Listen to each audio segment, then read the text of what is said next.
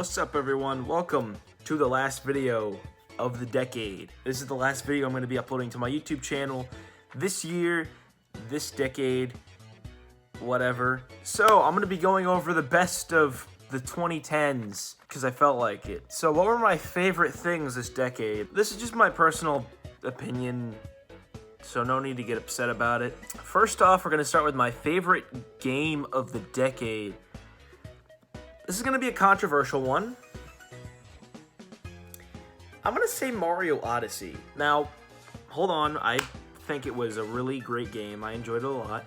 A close second would be Breath of the Wild. Smash Ultimate, close third. Obviously, I'm a huge Nintendo fan. And then favorite gaming console. I don't even know why I included it. It's obviously the Nintendo Switch. That thing is just like, it's pretty much changed the way I play games. So, much appreciated. I love the Nintendo Switch. Might be my favorite video game console of all time. All right, now that that's out of the way, we got favorite movie of the decade. This is where I'm going to go more in depth.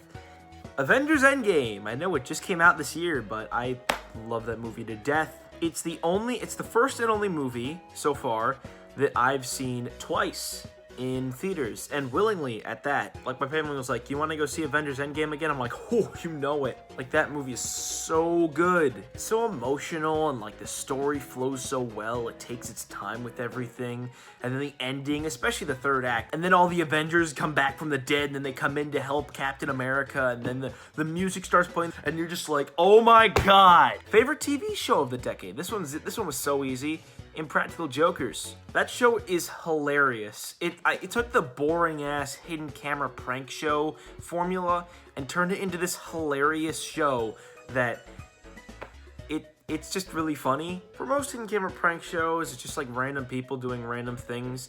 With Impractical Jokers, you get to know the Jokers, and you know their fears, their weaknesses. I don't think I know a single person, at least my age, that doesn't like Impractical Jokers. And by the way, Joe is best Joker, don't at me. Invention of the decade, I kind of already touched on this with the favorite game console.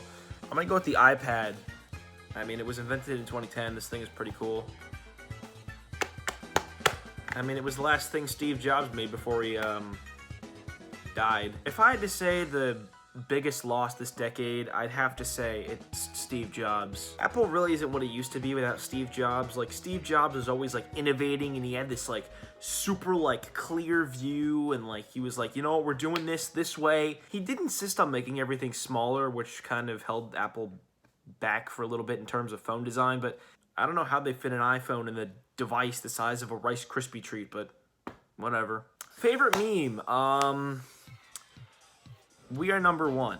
I feel like that kind of kickstarted like modern meme culture. Like, I mean, yeah, it wasn't like anything like some of the memes that we have now, but I mean, it was absolutely the most wholesome meme we've probably ever had. And even the guy who played Robbie Rotten, Stefan Carl Stephenson, he got into the meme and like he acknowledged it, and they even did like a live stream of them doing it live, and it was all great. I mean, rest in peace. It's still such a shame that he passed away. That's gotta be my meme of the decade. There are memes that people are like, oh, that's annoying, or oh, that's stupid, but I think for the most part, We Are Number One was a unanimously liked meme. Favorite YouTuber for the decade.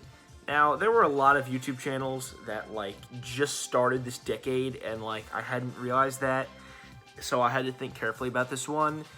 But in the end, I gotta say my favorite YouTuber of the decade is Scott the Woz. I mean, every single one of his videos are so entertaining in terms of like an informational point of view, and so many of them are absolutely hilarious. Go watch the Chia Pet one, or the Homecoming one, or the Tinder one. Those three are probably some of his funniest videos. And then for some of his other videos, like canceled games and like lost games and stuff like that, there's a lot of research put into it, and you can tell.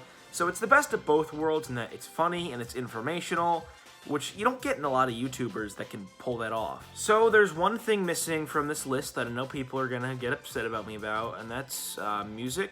I don't really listen to music. That's a weird statement, but I don't regularly listen to music. Like, I don't just turn on Spotify and like listen to music. So yeah, it's currently like 10:30 right now, and New Year's happening in like a little over an hour. So anyways, I'll see you guys in the next video. Bye.